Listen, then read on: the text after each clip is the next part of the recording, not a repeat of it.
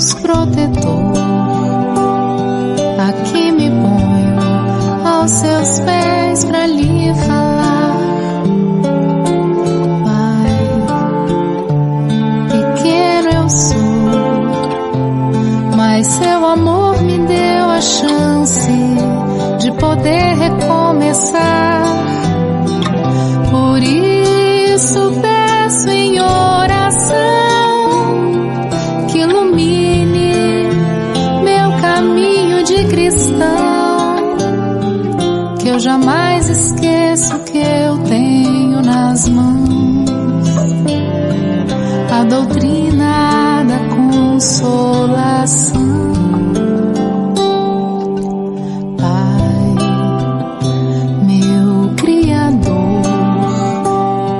Benção maior, tesouro igual, neste lugar não há. Pai, ó meu Senhor, com gratidão lhe peço forças pra fazer multiplicar no lar, na casa de oração, numa rua onde houver algum irmão. Levarei com toda a minha devoção a doutrina do meu coração.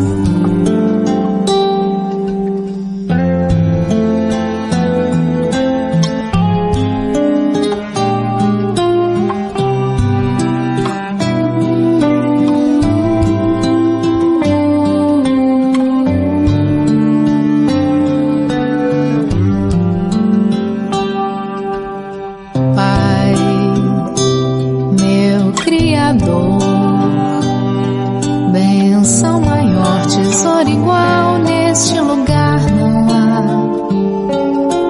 Pai, ó meu Senhor, com gratidão lhe peço forças pra fazer multiplicar no lar, na casa de oração, numa rua onde houver algum irmão.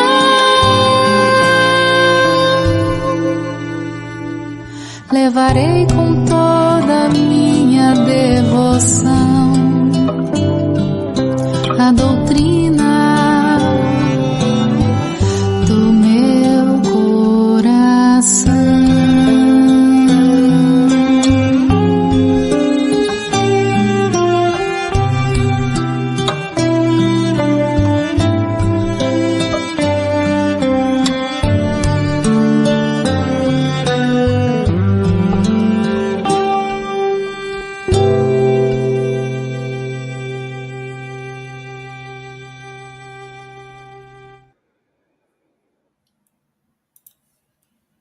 Olá, sejam todos muito bem-vindos a mais uma live do IGES, Instituto Goiano de Estudos Espíritas. É com muito prazer que nós estamos com vocês aqui neste dia 24 de março de 2025 para mais um momento aí de reflexões de um tema vinculado à doutrina dos Espíritos. E na data de hoje, estamos aqui com o meu amigo, deixa eu já trazê-lo aqui para o nosso palco, Arthur Azevedo. Seja bem-vindo, meu irmão. Tudo tranquilo?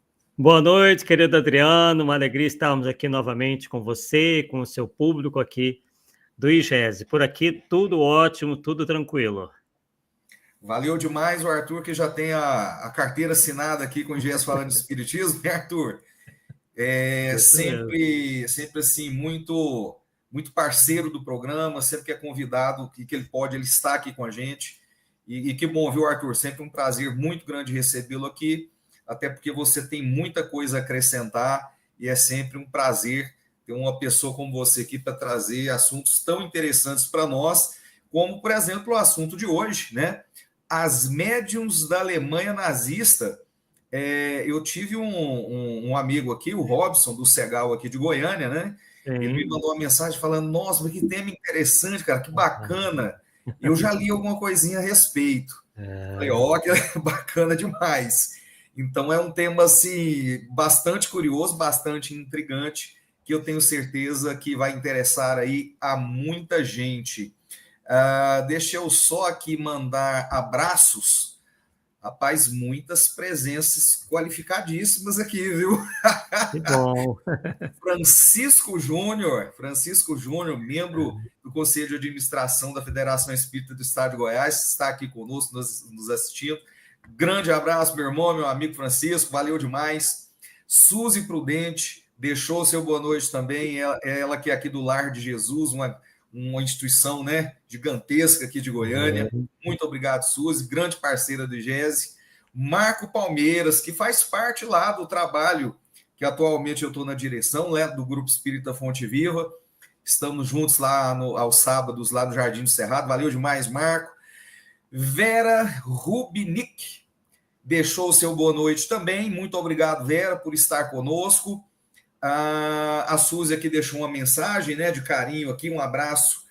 Minha avó, infelizmente, com quase 101 anos de idade, infelizmente, ela fez a passagem dela. Eu falo infelizmente, porque querendo ou não, somos muito falhos, né?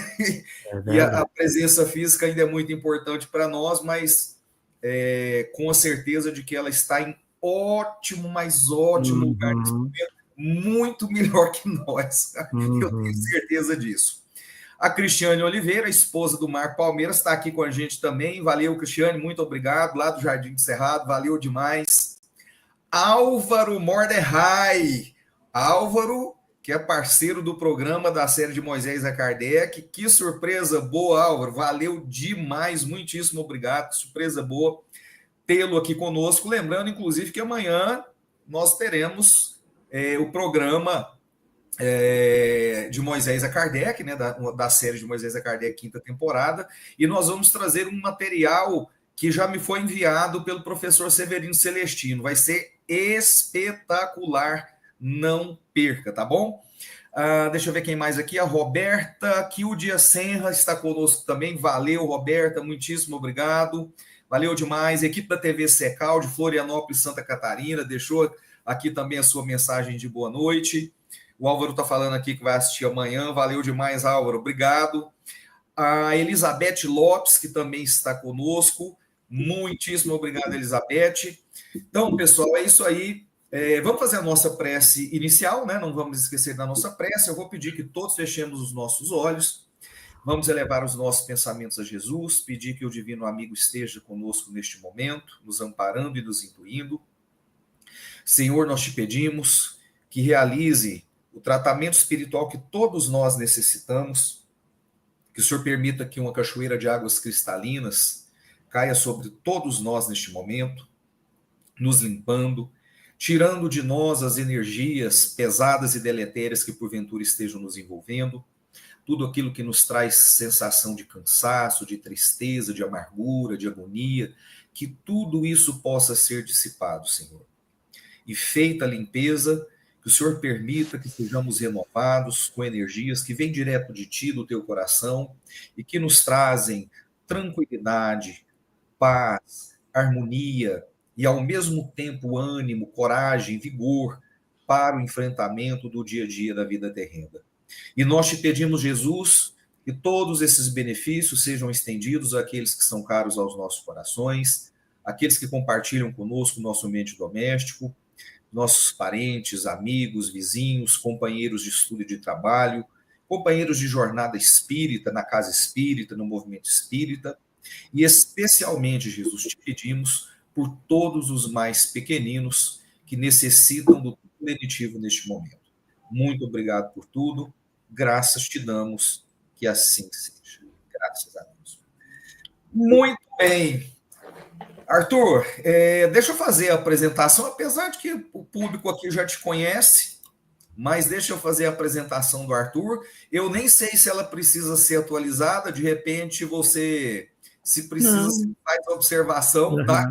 Sim, tá bom.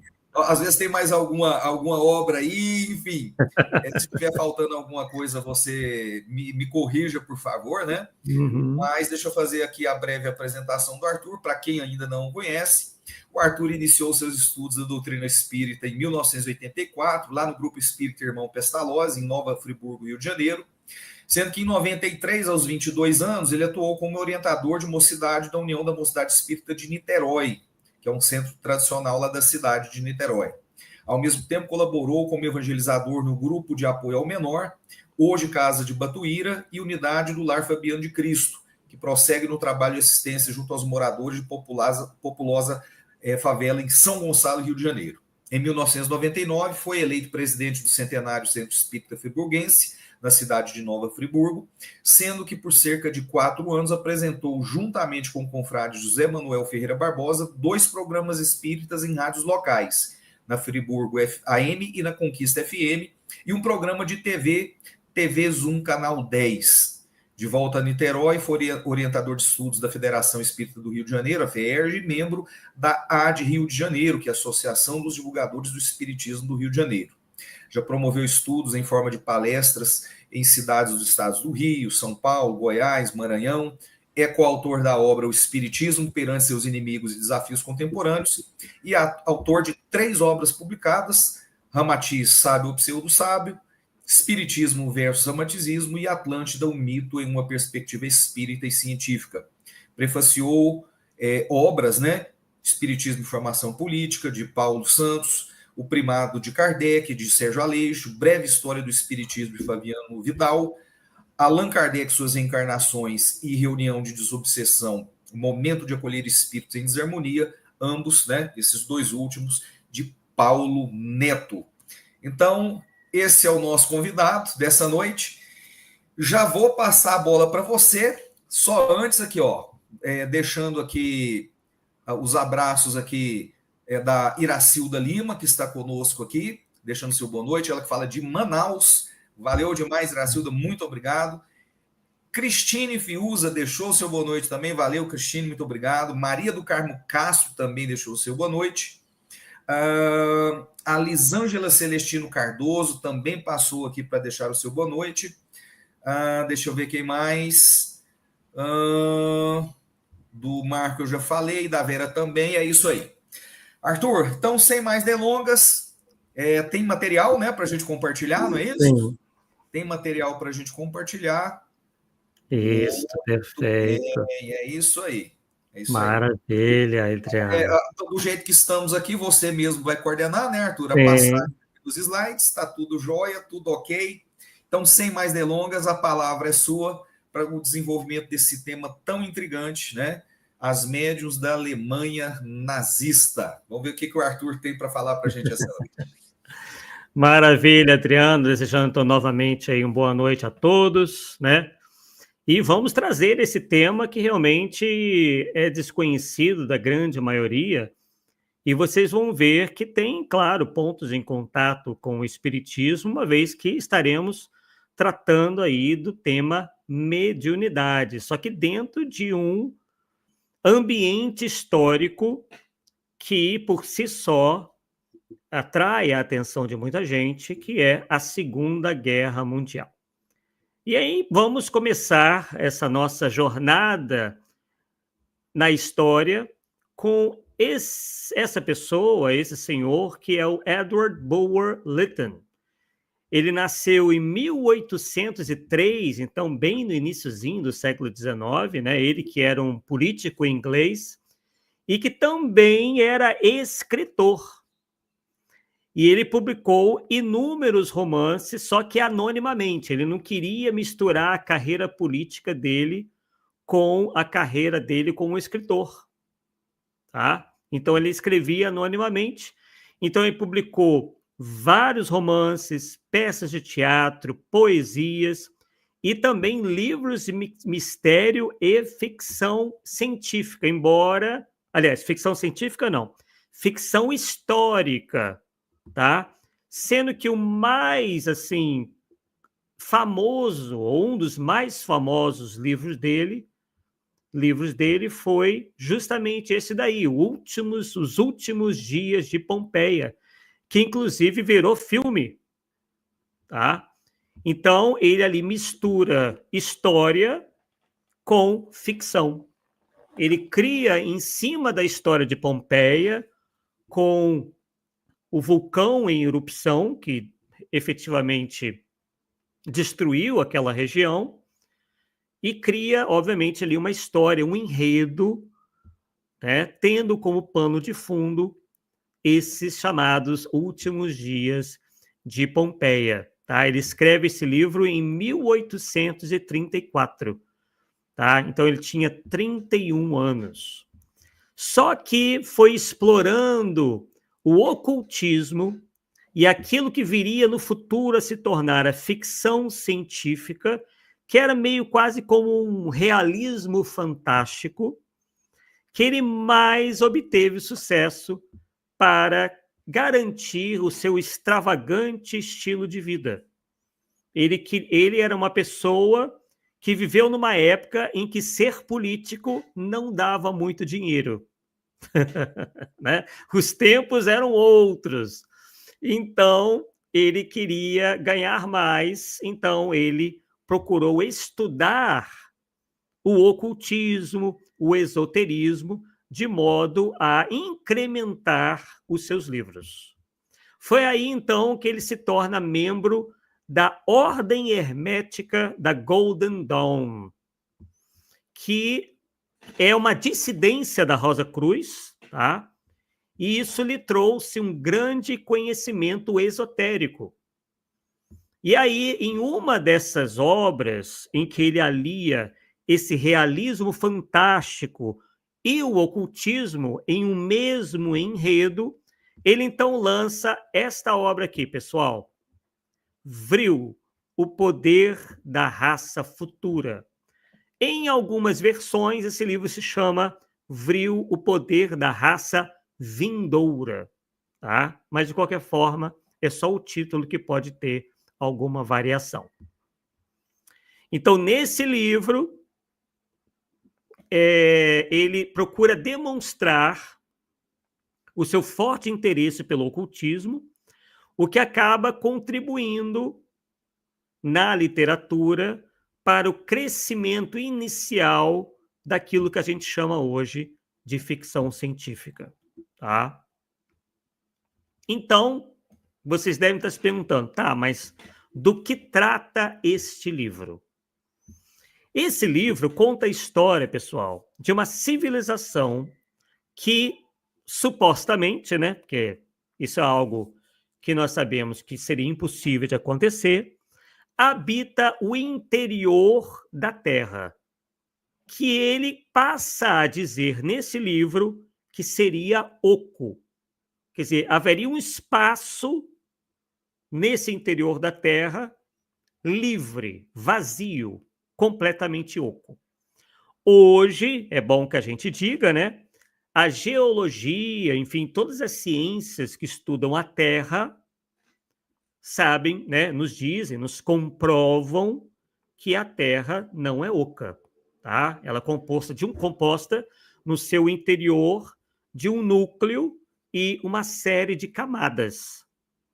E, obviamente, que quanto mais fundo nós vamos, mais quente é, porque vai faltar oxigênio e cada vez mais nos aproximaremos desse núcleo que é quente.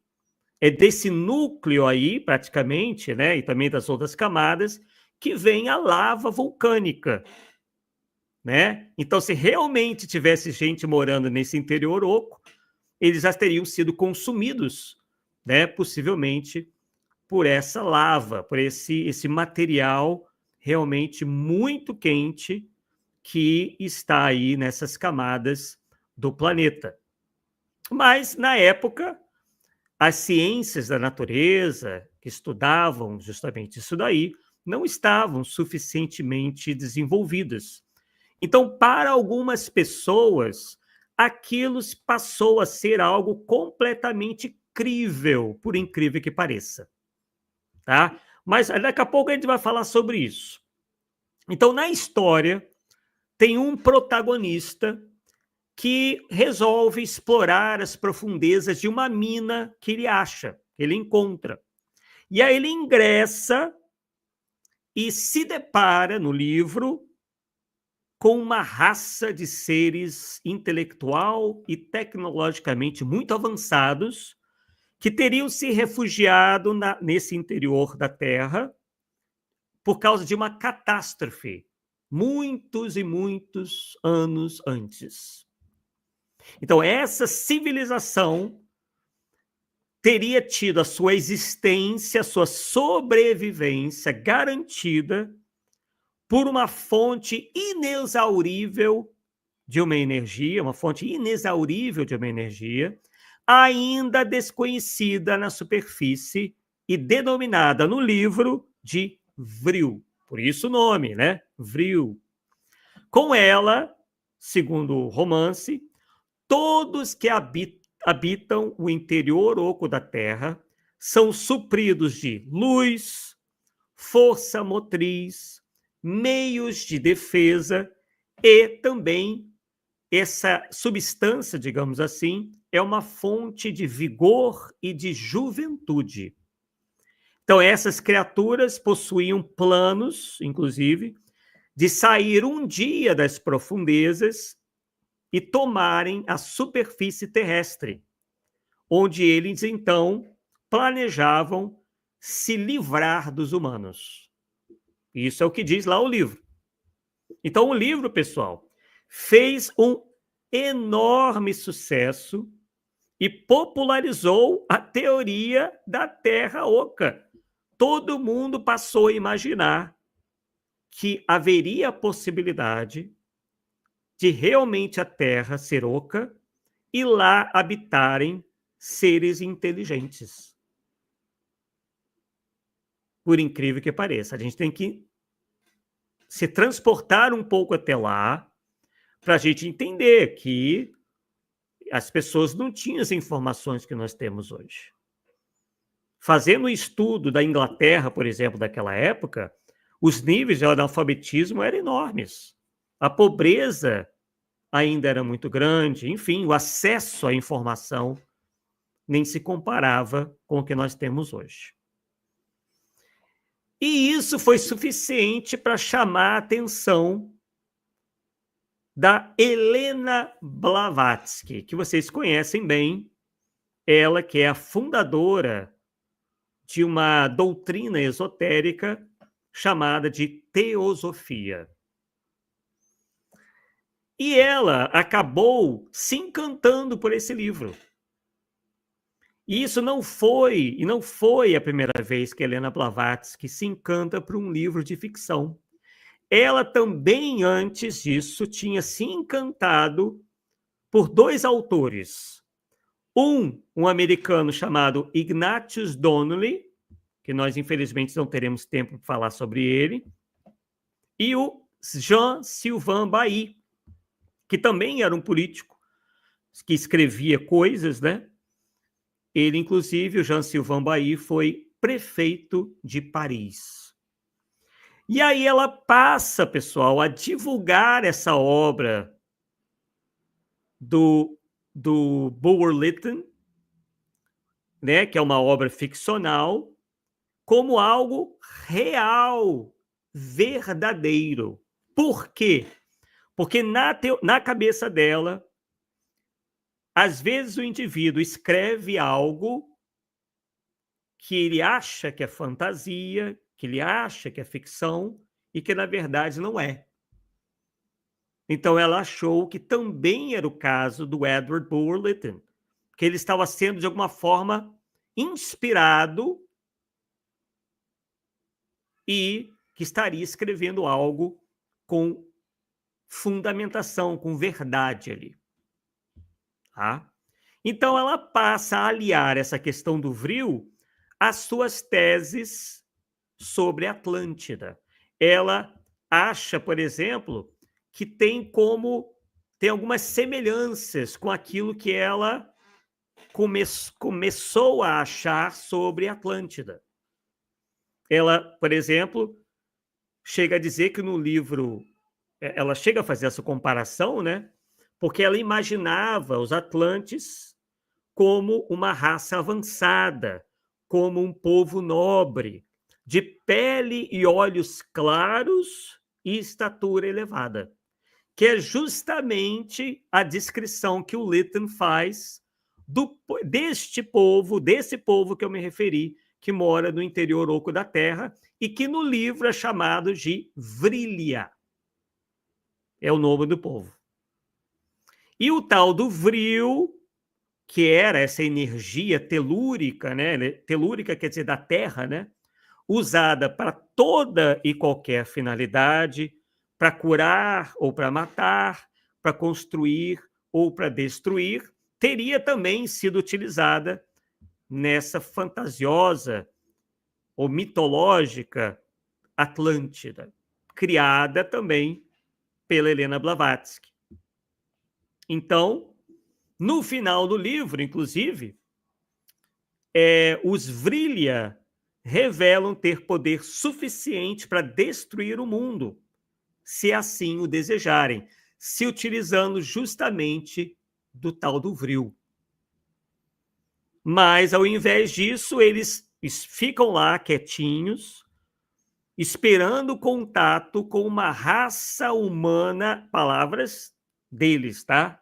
Raça humana superior, porque a gente sabe que não existe raça humana, né? Existe espécie humana, mas eles se utilizam nesse termo.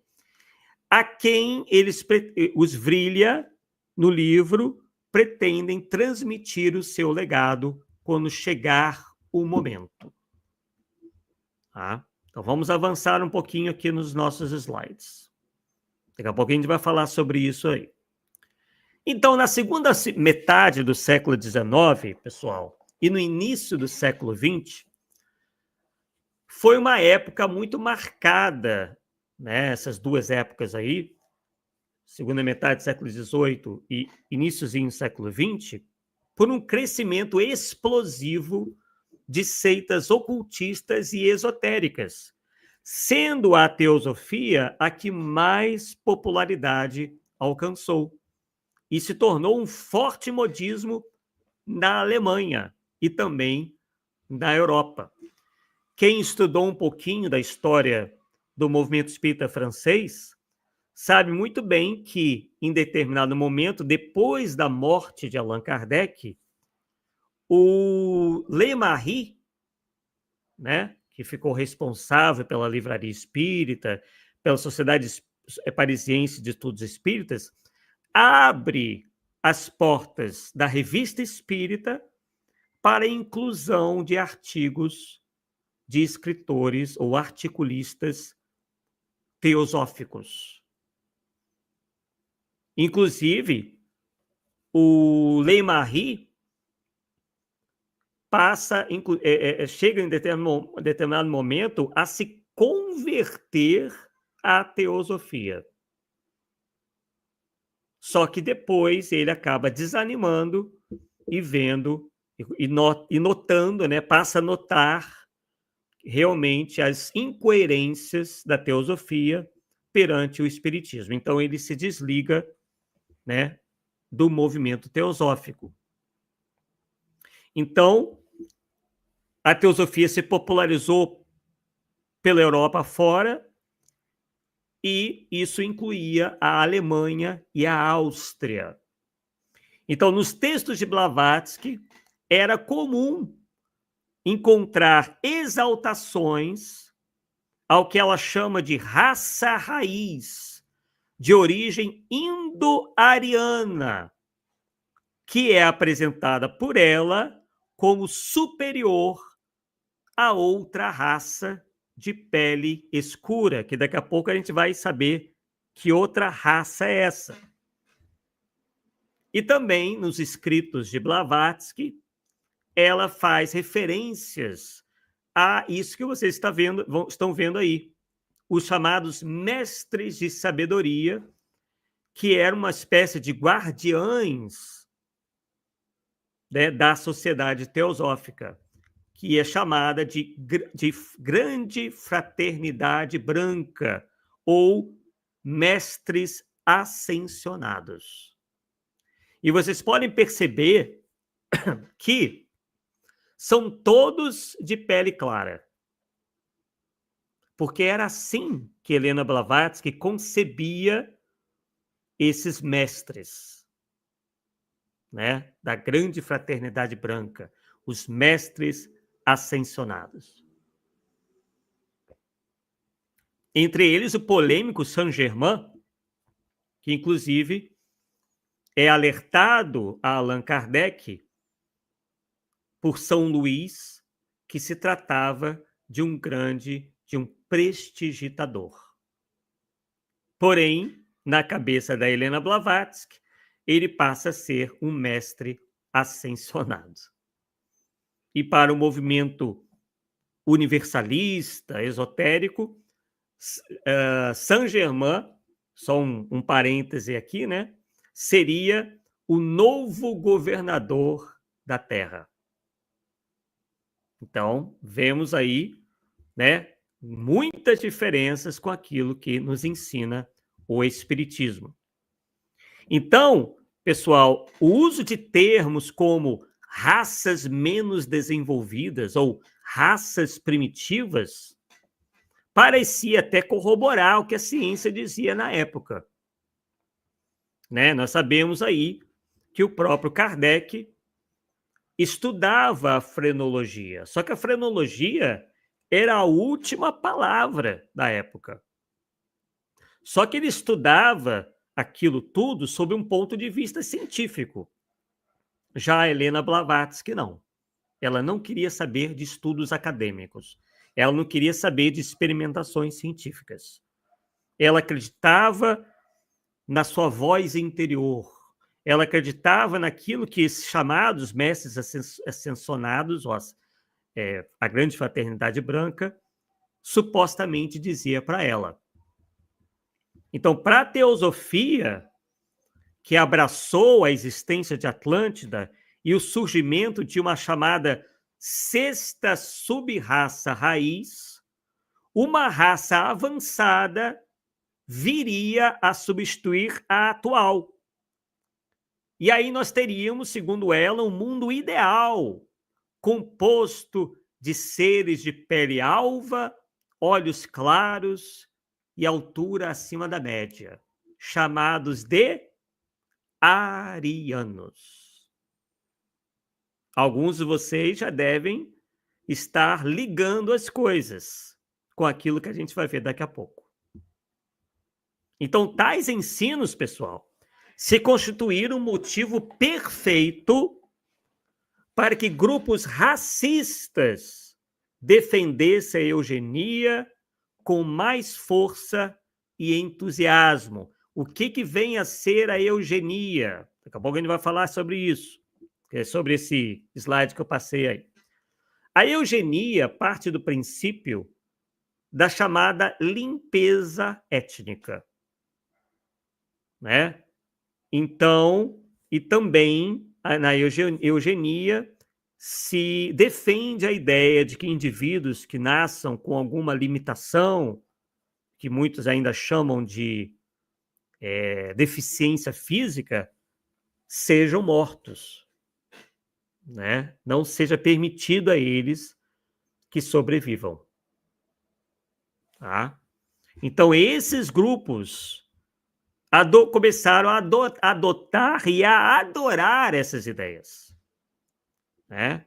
E começaram, então, a utilizar essa tese teosófica, né, para justamente atacar ainda mais aqueles que foram, vocês sabem muito bem disso, perseguidos raivosamente na Segunda Guerra Mundial, nada mais, nada menos do que os judeus. Então, segundo a tese teosófica, a raça semita dos hebreus, que nós conhecemos hoje como os judeus, era tida como degenerada e culpada, isso muito antes de Adolf Hitler, pessoal. E eu já vou entrar nisso daqui, eu vou mostrar para vocês exatamente isso que eu estou falando. Muito antes de Hitler, eles já vinham com essa ideia de que eles eram culpados por uma série de males da sociedade e também eram culpados pela miscigenação, que para a eugenia é algo que é tido como nocivo, porque eles defendem a ideia da raça pura. Então, grupos de radicais passaram a agir por toda a Europa, muitos deles dominados por uma fixação nessas ideias ocultistas. E o que hoje, né, pessoal, pode parecer absurdo, se tornou realidade. Uma mera trama fictícia, uma mera fantasia deu ensejo ao fortalecimento da noção de que um povo receberia uma recompensa por manter o seu sangue puro, com muitas aspas. Então, com base no livro que eu mostrei para vocês, né, do Bull Lytton, os germânicos, segundo esses grupos, eram a raça escolhida para suceder aos Vrilya, ao ponto de, em 1918, após a Primeira Guerra Mundial, ser fundada em um hotel próximo da cidade alemã bávara de Berchtesgaden, a Sociedade Germânica de Metafísica, que passou a se chamar Sociedade Thule. E depois mudou de nome novamente e passa a ser chamada de Sociedade Vril. E agora eu vou mostrar para vocês os fundadores principais, né, daquela sociedade, que mudou de nome, mas permanecia a mesma. O Rudolf von Sebottensdorf, do lado esquerdo, e o Dietrich Eckart. O Rudolf nasceu em 1875 e morreu em 1945. O Eckart nasceu em 1868 e morreu muito antes, em 1923. Esse Rudolf, deixa eu mostrar para vocês aí. Olha lá, ó, um resumo, né? Era filho de maquinista que se deu o título de nobreza. Tá? Ele se dizia barão. Então, o Rudolf, ele faz igual fez o conde de Saint-Germain, que não era conde coisíssima nenhuma. Ele não era da nobreza, ele não pertencia à nobreza. Então, ele se arroga barão, né? E, como eu estou mostrando para vocês aí, ele era maçom e alquimista. Então, a gente sabe que a maçonaria adota muitos estudos esotéricos, tá? E ele, como eu disse para vocês, foi fundador da Sociedade Thule. Já o Eckart também não era menos complicado. Ele era viciado em morfina, talvez por isso tenha morrido antes, amigo mais próximo de Hitler. Ele acreditava que estava preparando o terreno para o salvador da Alemanha, que no caso era o próprio Hitler. E até se deu um nome, olhem bem, vejam bem, de profeta João Batista, fazendo alusão ao profeta bíblico que pavimentou a estrada para Jesus. Que maluquice, né, pessoal? Mas vamos falar um pouquinho mais deles. Aliás, deixa eu até mostrar aqui, vou adiantar um pouquinho, mas não vou adiantar muito não vou perder nada não. Temos aqui uma pessoa muito importante, que é esse historiador renomado, vocês podem pesquisar depois, o Ian Kershaw. O Ian Kershaw é um professor inglês, né, historiador, como eu já adiantei, uma das principais autoridades acadêmicas em nazismo, né, que se refere ao Rudolf como, abre aspas, um aventureiro cosmopolita e pretenso aristocrata que na verdade era filho de um maquinista e fizera sua fortuna graças a duvidosos negócios na Turquia e a um casamento oportuno com uma herdeira rica. Tá? Então esse é um historiador cujos livros nos serviram de base para essa pesquisa. Tá? Então vamos lá. Voltando um pouquinho antes de a gente falar do Eckhart, a gente pode dizer também que o Sebottendorf ele tem uma trajetória muito assim estranha, né? Ele nasceu na Saxônia, passou uma temporada no Egito, e aí, 10 anos depois, ele volta à Alemanha, cumpre pena por estelionato, e aí ele emigra para o Império Otomano, onde então se converte ao islamismo. As ideias dele continham uma série de referências místicas de diferentes influências, incluindo a cabala judaica, como eu falei para vocês, né? A alquimia e a numerologia. Tá? Inclusive, existe um outro historiador chamado David Lursen, que diz o seguinte: depois de voltar da Europa, Sebottendorf abraçou uma forma de teosofia que reforçava a superioridade racial dos arianos. A sociedade Thule tentou estabelecer um fronte antissemítico, isto é, anti-judeus, liderado entre a classe trabalhadora para disseminar ideias esotéricas para o Partido Alemão dos Trabalhadores, que posteriormente Hitler transformaria no Partido Nacional Socialista dos Trabalhadores Alemães. E isso está dito, né, num livro que eu vou mostrar para vocês, olha, que é esse aqui, ó. Daqui a pouco a gente vai voltar nesse aí que eu estou mostrando, ó. Peraí. Que é esse aí, ó. Que em português se chama O Martelo dos Deuses. A Sociedade Thule e o Nascimento do Nazismo. Percebam, pessoal, que esse livro não é um livro de ficção, não é um livro de teorias conspiratórias. Perceba ali em cima, ó, livros em inglês e outras línguas. Política, filosofia e ciências sociais. Está tudo documentado. Tá? Então, nesse livro aí, está dizendo, né, ali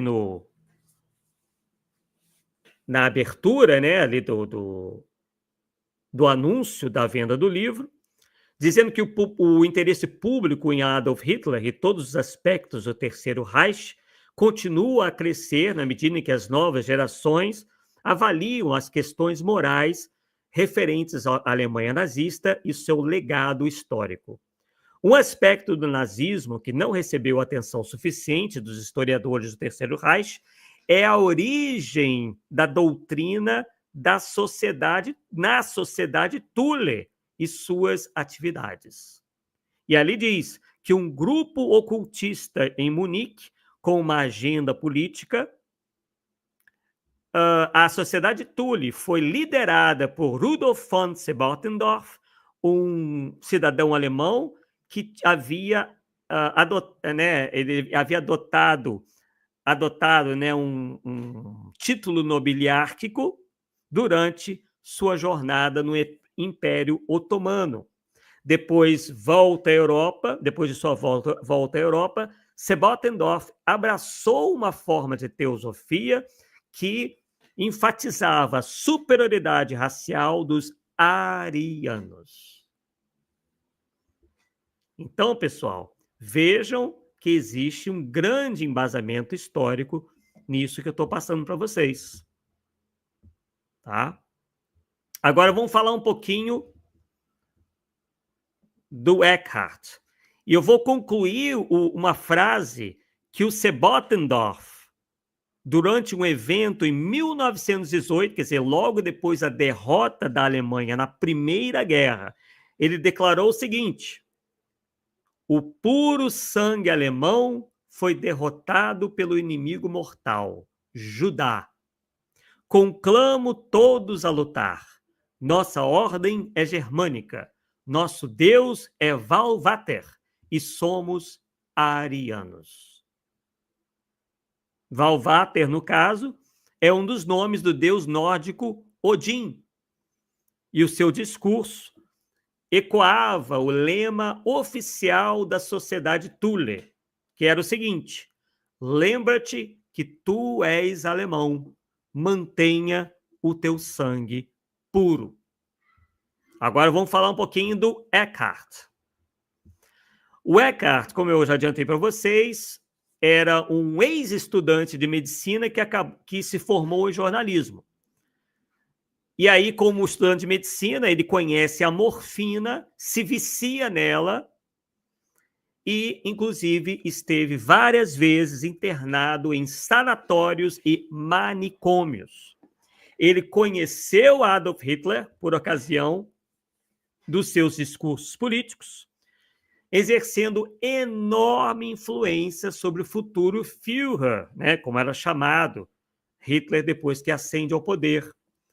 E incute nele a ideologia nazista, tornando-se seu amigo íntimo. E é claro, né, pessoal, ele tinha posições antissemitas e acreditava, como eu já adiantei para vocês, na vinda de um salvador para a Alemanha. Tá, Arthur, mas onde você tirou isso? De vários livros, inclusive esse que eu estou mostrando para vocês, que se chama O Mentor de Hitler. E o nome dele, Dietrich Eckart. Então, vocês estão vendo, né? Que justamente os fundadores da sociedade Thule foram os mentores de Adolf Hitler. E nós estamos vendo em que eles acreditavam. Então, tirem aí, vão tirando aí suas próprias conclusões. Um outro livro interessante, pessoal, e da autoria do próprio Rudolf von Sebottendorf, que é esse daí, ó, tá em português. As Origens da Sociedade Secreta de Thule. E na sinopse diz o seguinte: não há organização que tanto tenha feito especular e alimentar imaginações férteis como a Sociedade Thule. Conforme a sua proveniência política ou ideológica, os autores que dela se ocupam dizem umas vezes que era uma ordem oculta, uma seita. Outras que foi uma vanguarda intelectual, um motor secreto que teleguiou dos bastidores o avanço do nazismo hitleriano. Não permitindo a literatura consagrada a esta organização formar uma opinião, o regresso às fontes, com tradução da obra de Sebottendorf, dissipará também uma parte do mistério. Esta obra, na edição alemã, tornou-se raríssima, não existindo mais de uma dúzia de exemplares depois de ter sido proibida pelos nazistas. Claro, eles não queriam, de certa forma, revelar, né, de onde eles tiraram tanta besteira, né? Então, já mostrei para vocês. Então, vamos lá. Quem, da mesma forma, se tornou membro da sociedade foi o jornalista e místico Jörg Lanz von Liebenfels, que nasceu em 1874 e morreu em 1954, isto é, 9 anos depois do fim da Segunda Guerra, que também se viu fascinado pela ideia do vril. O Liebenfels tinha experiência. Ele já havia criado um culto chamado ariosofia, quer dizer, a doutrina dos arianos. Então, ele já acreditava, como ocultista que era, na superioridade ariana. Bebeu também da dona Helena Blavatsky, em que, nessa ariosofia, ele exaltava a superioridade ariana. ele realizava rituais esotéricos na cidade de Carnuntum, na Áustria, local que era de uma batalha onde os germânicos tinham derrotado os romanos muitos séculos antes. E aí, a partir de 1905, ele passa a editar uma revista antissemita chamada Ostara, que tinha entre seus leitores assíduos o Eckhart, que eu mostrei para vocês, e o próprio Adolf Hitler. Foi justamente o Liebenfels quem atribuiu a Hitler uma grande capacidade mediúnica. E aí já começamos a entrar na seara, né, do título da nossa live de hoje. Vemos aqui, pessoal, que eles gostavam muito de símbolos, tá?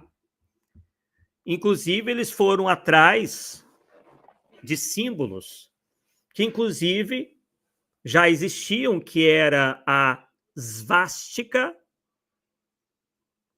que nós chamamos de suástica, tá? Que é um símbolo de ordem, de evolução, de construção. Só que aí eles fizeram uma inversão. Eles transformaram a suástica em sovástica, que é um símbolo, segundo eles, né? Não estou dizendo que isso seja real ou não, né? Para a gente não nos faz muito sentido, mas para eles, a sovástica era o símbolo de desordem, involução e destruição, que veio em substituição a um outro símbolo esotérico do Sol Negro. Daqui a pouquinho a gente vai falar um pouquinho mais sobre isso. Inclusive, esse Sol Negro se encontra no tal castelo, né, onde eles costumavam se encontrar. Tá? Mas daqui a pouquinho a gente vai falar sobre ele, sobre esse castelo aí. Veja que no chão de um salão do castelo tinha o símbolo do Sol Negro. Mas aí vamos para o fim de 1919, um ano depois do fim da Primeira Guerra, onde uma famosa médium croata chamada Maria Orsic junta-se ao grupo Thule, que então passa a se chamar Sociedade Vril, para ajudar a atrair mais seguidores. A Orsic, tempos depois, né, dizia, tempos antes, ela já dizia, lá na Croácia, receber transmissões telepáticas sobre a criação da Sociedade Vril e de sua missão salvacionista. Ela também dizia acreditar que caberia ao povo alemão a primazia na transformação da humanidade. Olha como é que é perigoso, pessoal, essa ideia de pátria salvadora, de pátria especial. Vou deixar para vocês, enfim, não vamos entrar nesse mérito agora, tá? Mas ela dizia receber lá mensagens onde colocava a Alemanha nessa condição especial. E as previsões da Orsic eram levadas tão a sério que o grupo se envolveu em expedições arqueológicas e antropológicas por quase toda parte, principalmente no Tibete, onde a Helena Blavatsky tinha estado anos antes, porque eles acreditavam que lá residiam seus antepassados arianos. Então, por conta da teosofia, esse grupo acreditava que aquela civilização lendária de Atlântida, por exemplo, teria se valido do Vril, e eles estavam atrás, por aí, do tal do Vril, e foram lá para o Tibete. Houve também um nazista chamado Karl Rostoffer, que recebeu a incumbência de realizar investigações na Ásia. E aí, sem ter encontrado o vril, ele acabou trazendo aquilo que eu já mostrei para vocês, a suástica, que depois se transforma em sovástica, que de símbolo de prosperidade foi modificada para se tornar o símbolo do movimento, substituindo o sol negro que eu mostrei para vocês. Então, pessoal, os delírios dos membros da sociedade, dessa sociedade vril, não conheciam limites. A Maria Orsic chegou a criar um grupo fechado de mulheres com supostas habilidades mediúnicas para tentar localizar a fonte do vril. Por incrível que pareça.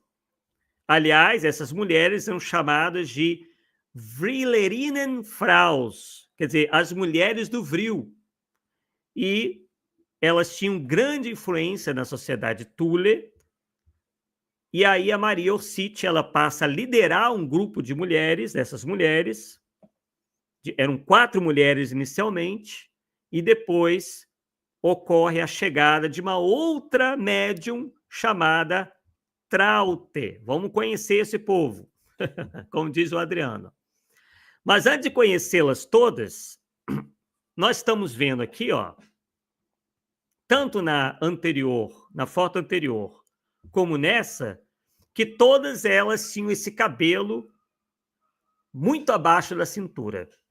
Por quê? Ali está explicando. Que a sociedade vril era uma sociedade secreta composta de 4 mulheres. Depois, a Traute chega. Elas alegavam ter que manter o cabelo delas comprido para que servissem como antena para captação telepática com raças alienígenas. Olha só. Não é isso que a gente está vendo aí no movimento espírita? Esse crescimento de supostos médiuns que dizem receber agora, à torto e à direito, mensagens, ou incorporam, ou sabe-se lá o quê, os tais dos alienígenas? Eu interpreto isso, que aconteceu lá na Alemanha, como um alerta. Que é bem possível que ali não tem alienígena nenhum. São espíritos mistificadores, embusteiros, enganadores, que se fazem passar por alienígenas, né? Isso quando tem mediunidade ali, tá? Eu não estou contando aqui com os falsos médiuns. Para depois, investidos de autoridade, começarem a ditar uma série de asneiras, como vocês estão vendo aí. Com a Maria Orsic dizendo que a Alemanha era a salvadora da humanidade, que a raça ariana era herdeira da Terra, e outras coisas que agradavam aos paladares de muita gente. Mas não é porque agrada que tenha que ser verdade. Então, tenhamos muito cuidado, pessoal. Isso vem de longe.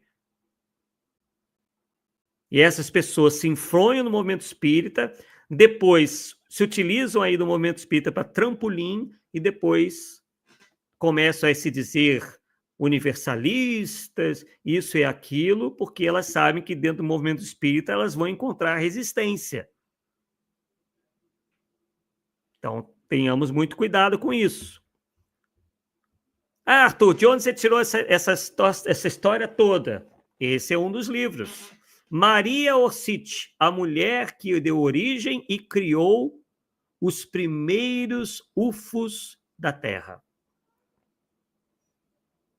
Então, ela está dizendo ali, ó, Maria Orsic, a mulher que originou e criou os primeiros UFOs da Terra, né? Aí tá, no sinopse está dizendo que a Maria Orsic, que é a personalidade mais importante da história da ufologia.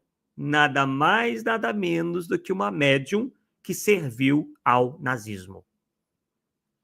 Ele está dizendo ali, tudo começou com o movimento metafísico da Maria Orsic, que é o da Sociedade Thule. Lembra do primeiro nome? Sociedade Metafísica? Pois é, eles estão fazendo referência a isso. Onde havia ocultismo, channeling, que é a canalização, e mediunidade. Está escrito ali.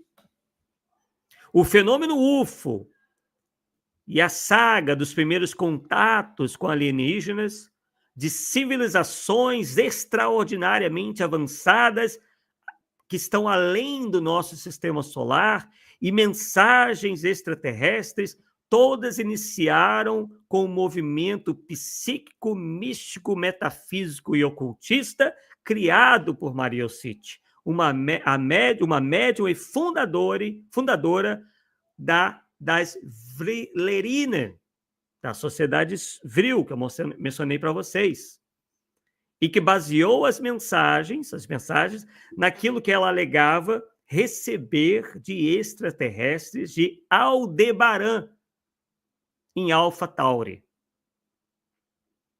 que inclusive continha, está dizendo ali, dados técnicos e precisos, instruções precisas de como construir um disco voador. Que ela dizia que os supostos espíritos diziam para ela que iriam ajudar os nazistas a vencer, a ganhar a guerra. Olhem lá, 5 médiuns, ó. A própria Maria Orsic, a Traute, que foi a última a chegar, a Sigrun, a Gudrun e a Heike.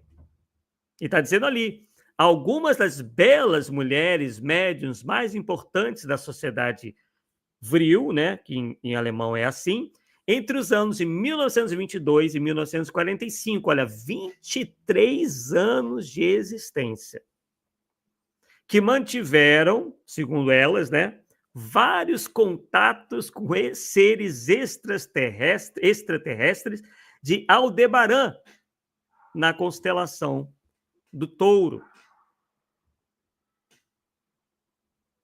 É difícil de acreditar nisso, né, pessoal? É difícil de acreditar. E aí, vocês podem se questionar o que elas faziam, né? Além dessas adivinhações, dessas previsões, não tinha oração, não. Não tinha fora da caridade não há salvação, não. Sabe o que tinha? Orgias, apelidadas de rituais tântricos. Porque essa mediunidade aí delas não era a mediunidade que prega o espiritismo. É a mediunidade do ocultismo. É a mediunidade sem Jesus. É a mediunidade do pode tudo. Então, com a chegada dos nazistas ao poder, em 1933, muitas pessoas ricas e influentes foram convidadas a participar das reuniões da Sociedade Vril, embora não se saiba ao certo quantos membros do Partido Nazista, políticos, empresários e apoiadores teriam aderido, claro, porque era uma coisa meio informal. E as conexões estabelecidas entre uns e outros, porém, né, são inquestionáveis. Então, esses vínculos somados foram fazendo a Sociedade Vril se estabelecer dentro do Partido Nazista, tendo com ele cada vez maior alinhamento ideológico. E aí, para terminar, a gente vai citar alguns membros do governo alemão que alguns pesquisadores afirmam que participaram da Sociedade Vril junto com essas médiums aí, como Hermann Göring, que é o criador da Força Aérea Alemã, da Luftwaffe, né? Ele que organizou a Força Aérea Alemã, o Heinrich Himmler, que era o homem forte da SS, o Alfred Rosenberg, que foi idealizador da teoria racial e promotor do extermínio judeu, o Rudolf Hess, que era um político influente do Partido Nazista, e o Martin Bormann, que era chefe da chancelaria nazista. Todos teriam passado pelas iniciações e rituais da sociedade, muito sendo discutido até hoje se o Hitler teria feito parte mais diretamente ou não. A maioria dos pesquisadores, dos historiadores que pesquisaram sobre o assunto, acreditam que Hitler não fazia parte ativamente, mas que é razoável supor que ele conhecia e aceitava tais atividades. E aí a gente cabe destacar aí o Himmler, tá? O Himmler era um ocultista ferrenho, né, foi inclusive o responsável por introduzir muitos elementos do simbolismo místico no Terceiro Reich. Essa questão da suástica, do sol negro, etc. Tá? Então, aquele castelo que eu mostrei para vocês, deixa eu voltar um pouquinho aqui, é que ocorriam esses encontros. Tá? Esse castelo existe até hoje e foi, inclusive, o chamado Castelo de Wewelsburg. O Himmler, inclusive, manda modificar esse castelo para que se tornasse um templo dedicado ao nazismo. E também, claro, como eu já adiantei, aos rituais ocultistas. E para isso, Himmler se serviu de mão de obra escrava composta por prisioneiros de guerra. Então, pessoal, a gente está vendo aí um outro lado, infelizmente, né? Que nos ensina, nos confirma que a mediunidade é como o dinheiro. Ela pode ser usada para o bem, assim como pode ser utilizada para o mal. E que a gente deva tomar todos os cuidados. Né? Porque, por vezes, os médiuns mais ostensivos, ou até os menos ostensivos, enfim, todos nós podemos ser mal influenciados por ideias que, inclusive, vão contra, né, os princípios da humanidade, da fraternidade, da solidariedade, etc. Então, nós verificamos aí um exemplo, né, de que certos governos, inclusive isso depois, gente, continuou, tá? Não só na Alemanha nazista se utilizaram aí de sensitivos, se utilizou de sensitivos e tal, isso depois foi, inclusive, utilizado tanto pelos americanos como pelos soviéticos, em várias experimentações psíquicas, visando justamente a obtenção de informações sobre o inimigo. O que esse grupo fazia também é tentar passar informações sobre os inimigos da Alemanha, os aliados, né, compostos pelos Estados Unidos, a própria Rússia, França e Inglaterra, principalmente, né, contra a Alemanha, Itália e Japão.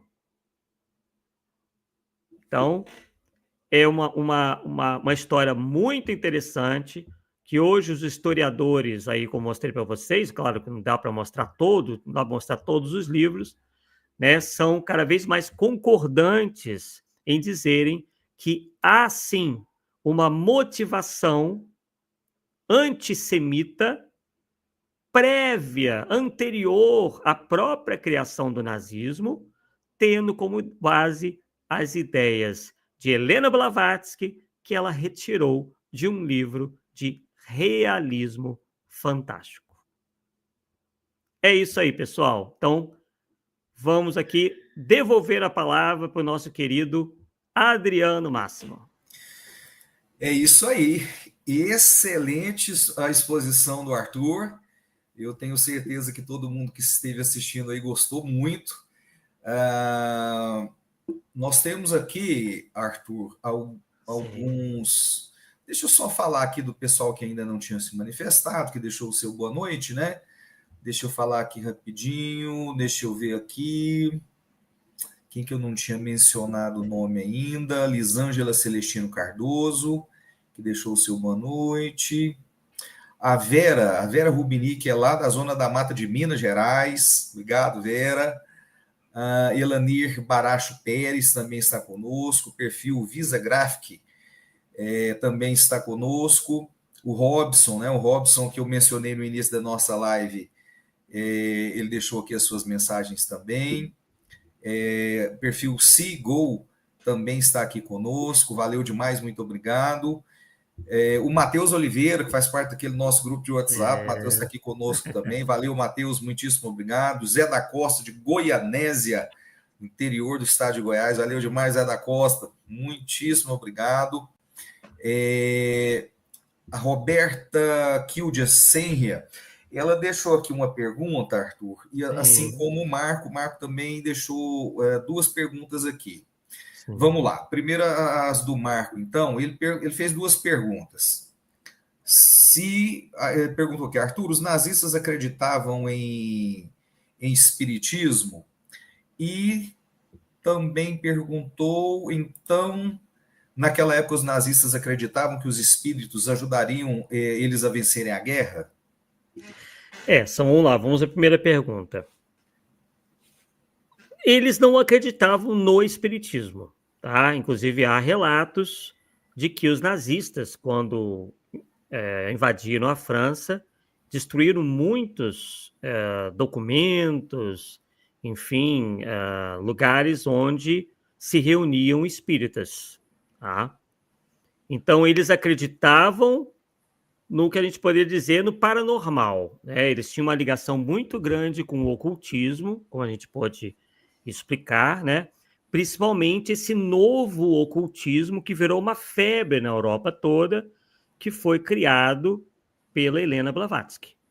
Porque na Helena Blavatsky eles encontravam, quase que para eles seria uma revelação de que realmente os arianos eram uma raça superior e que os judeus eram uma raça inferior. Isso está lá nos livros da Helena Blavatsky. É bom eu repetir isso, tá?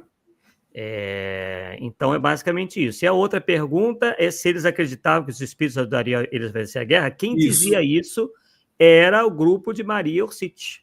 Ela dizia ter contato com esses extraterrestres, ou mesmo dizer, se comunicar telepaticamente com o que a gente acredita serem espíritos, e esses espíritos, ou extraterrestres, enfim, teriam dito a ela que eles ajudariam a Alemanha a vencer a guerra, inclusive passando a ela informações de como criar um disco voador que poderia ser utilizado pelos nazistas para, enfim, derrotar os aliados.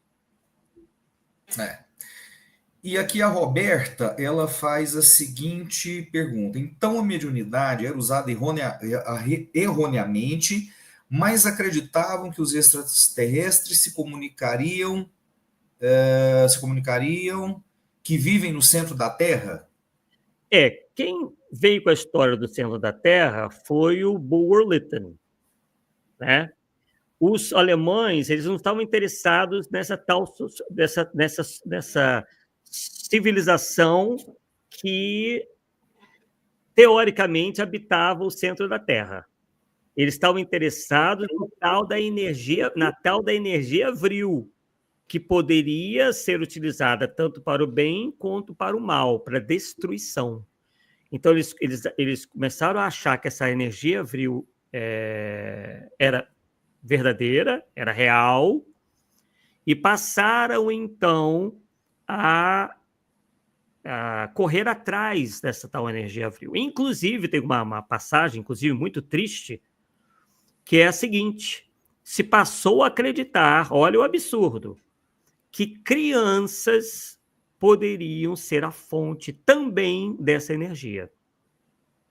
Então, ao fim da Primeira Guerra, aquelas crianças órfãs, né, filhos de combatentes ou de famílias mortas durante a Primeira Guerra, começaram a sumir em grande quantidade. E elas eram mortas, elas eram sacrificadas nesses rituais, tá? Onde se acreditava que dela poderia emanar essa tal da energia vril. Tá? A ideia dos extraterrestres vem depois, quando a Maria Orsic diz entrar em contato com esses seres extraterrestres de Aldebaran, né, para então ajudar na fabricação desses discos voadores, né, onde passavam as instruções de como construir. Inclusive, esse projeto, tá, teve um nome chamado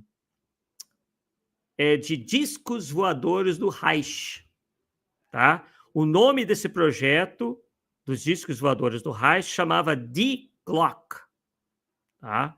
Então, segundo eles, os inimigos da Alemanha seriam derrotados por máquinas aéreas em forma de disco, tendo vril como combustível. Olha que loucura, Adriano e queridos amigos.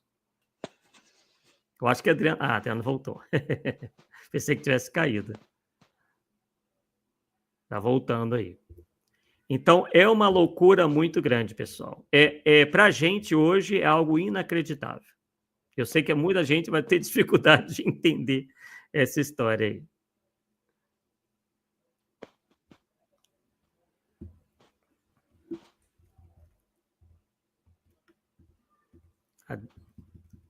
Adriano está se ajeitando lá.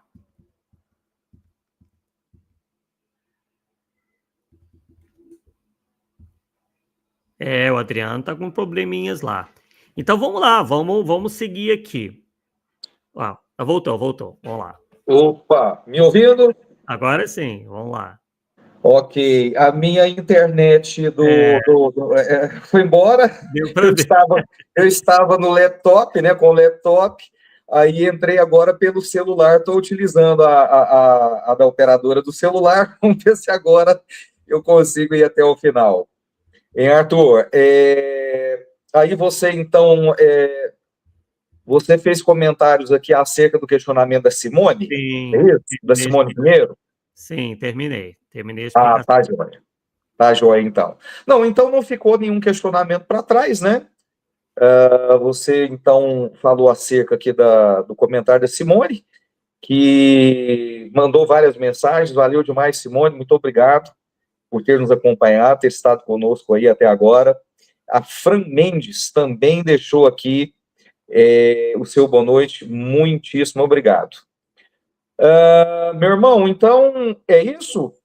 Vamos partir para o encerramento?